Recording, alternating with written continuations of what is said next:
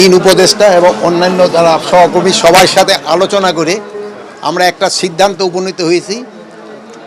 এখন থেকে রেস্ট প্রথা থাকবে না আনসারে। আর অন্যান্য যে যাদের দাবি দাওয়াগুলি আছে ওই জন্য একটা কমিটি করে দেওয়া হচ্ছে। এই কমিটি পর্যালোচনা করে আমাদের কাছে পাঠিয়ে এবং তা আমরা আন্তঃমন্ত্রণালয়ে বসে একটা সিদ্ধান্ত নিব। এটি আপনাদের কাছে আপনার এই মেসেজটা সবাইকে পৌঁছায় দেন।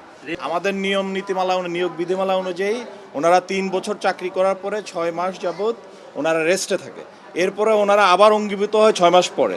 এই 6 মাস ওনাদের জীবন জীবিকাটা একটু দুর্দশার মধ্যে থাকে, সেই জন্য ওনাদের মূল সমস্যাটা ওই জায়গায়। এই জন্য আমরা সবাই মিলে একটা একমত পোষণ করি যে এই প্রথাটা যেন বাতিল করা হয়।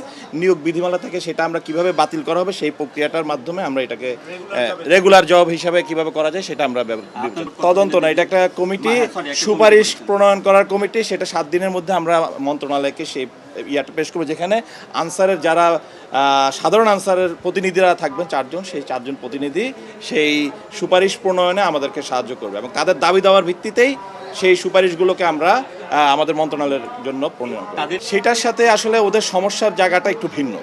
সমস্যাটা এই জন্য যে সমস্যার জায়গা যেটা আমরা প্রথম যেটা স্যার বলেছেন, উপদেষ্টা মহোদয় বলেছেন, সেই জায়গাটা নিয়ে আমরা ইনশাল্লাহ বাকি সব সমস্যা নিয়ে আমরা কাজ করব। বক্তব্যই আমরা যেহেতু একটা কমিটি হয়েছে, এটা বিচার বিশ্লেষণ করে এবং এটা যেহেতু আরও অন্যান্য মন্ত্রণালয়ের সাথে সম্পর্কযুক্ত এবং আমাদের একটা জাতীয় সংকটও এখন চলতেছে, বন্যা সংকট চলতেছে, আমাদের কিন্তু অনেক দিকে কাজ করা লাগতেছে।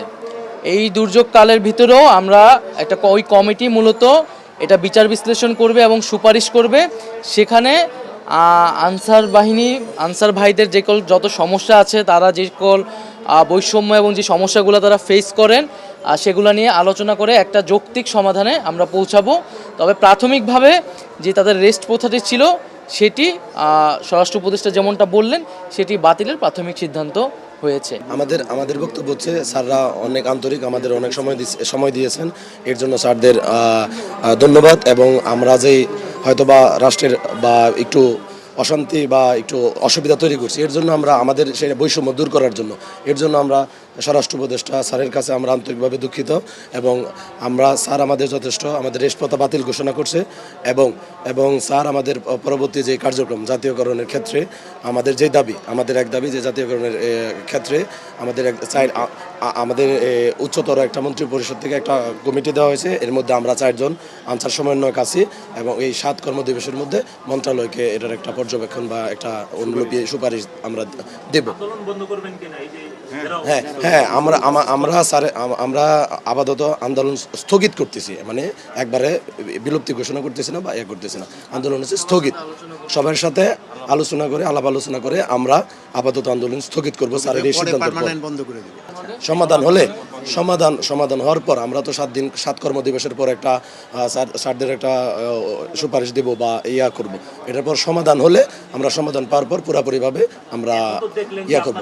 জি, আমরা ইনশাল্লাহ এন থেকে বের এই স্থান ত্যাগ করার পর সবাইকে আমরা যে নেতৃত্ব দিয়েছি 19 সমন্বয় কমিটি, সবার পক্ষ থেকে তাদের দিকে নির্দেশ থাকবে যে যারা আন্দোলনরত আছে সবাই সবার কর্মস্থলে ফিরে যাবে এবং কর্মবিরতি প্রত্যাহার করে সবাই সবার অবস্থানে চাকরিতে নিয়মিত ডিউটি করবেন।